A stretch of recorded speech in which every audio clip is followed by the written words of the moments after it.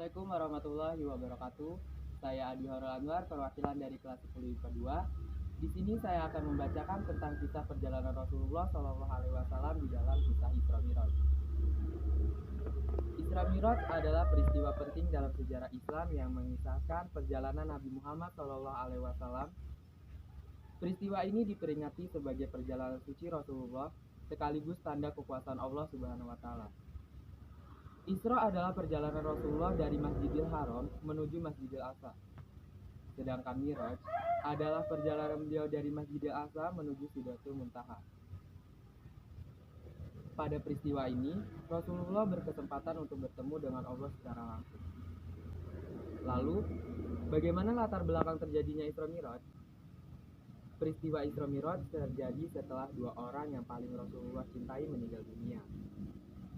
Kedua orang tersebut adalah paman Rasulullah yang bernama Abu Thalib dan istri Rasul yang bernama Siti Khadijah. Keduanya dikenal sebagai orang paling membela selama dakwah Rasulullah ini. Peninggal Abu Thalib dan Khadijah, perjalanan dakwah Rasulullah semakin terasa sulit. Itu karena tidak ada lagi orang yang membela beliau dan menjadi pelipur laranya. Pada akhirnya Allah merencanakan perjalanan spiritual untuk Rasulullah. Isra Miraj adalah perjalanan spiritual untuk bertemu langsung dengan Allah Subhanahu wa Ta'ala dan melihat singgasananya. Maka sebelum melakukannya, ada rangkaian spiritual yang harus dilakukan Rasulullah terlebih dahulu.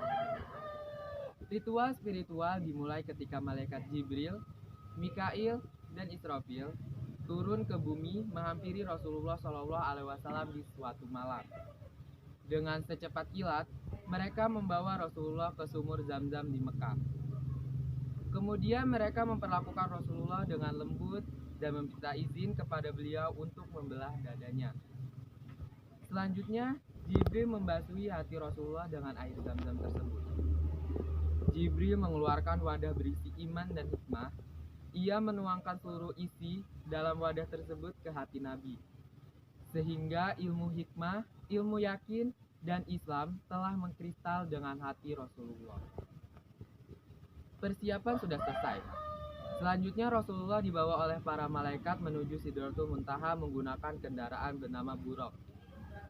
Seekor binatang putih bertubuh lebih besar dari keledai dan lebih kecil dari bagal, dengan dua sayap di antara kedua kakinya. Kemudian Rasulullah pun pergi meninggalkan Mekah. Selama perjalanan, beliau singgah ke beberapa tempat yang tidak pernah dilihat sebelumnya. Setiap tempat yang beliau singgahi dijelaskan nilai-nilai historisnya oleh Jibril. Rasulullah pun diperkenankan melakukan sholat sunnah 2 rakaat di masing-masing tempat. Kemudian Rasulullah juga diperlihatkan azab-azab seorang hamba yang durhaka dengan masing-masing jenis dosanya. Tempat dan peristiwa yang dilaksanakan Rasulullah itu menjadi pelajaran ibrah yang berharga untuk beliau. Setelah melakukan perjalanan Isra, Rasulullah dan malaikat Jibril pun melanjutkan perjalanannya ke Sidratul Muntaha, yaitu lapisan langit ketujuh. Perjalanan spiritual ini dinamakan dengan Miraj. Jibril memeluk Rasulullah dan mencium bagian kening di antara kedua mata beliau sembari berucap, "Naiklah Muhammad, engkau adalah tamu yang mulia dan akan menghadap Tuhan yang maha mulia." Tanpa jeda yang lama, Rasulullah dan Jibril melangkahkan kaki menaiki Mi'raj.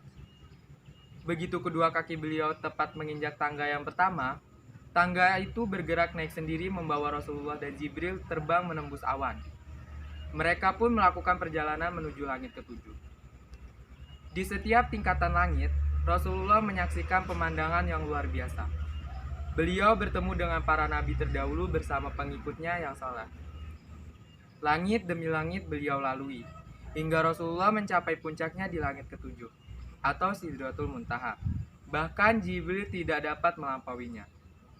Rasulullah pun bertemu dengan Allah Subhanahu wa Ta'ala dan diberikan perintah sholat olehnya sebanyak 50 rakaat. Kemudian Rasulullah melakukan negosiasi terkait jumlah rakaat dengan meminta saran kepada Nabi Musa alaihi salam. Hingga akhirnya dari peristiwa Isra Miraj itu tercetuslah perintah sholat 5 waktu yang diwajibkan bagi setiap umat Islam. Baiklah kawan-kawan, itu tadi penjelasan tentang perjalanan kisah Rasulullah di dalam kisah Isra Miraj. Saya Adi Horul Anwar. Saya akhiri, wabillahi taufiq wal hidayah. Wassalamualaikum warahmatullahi wabarakatuh.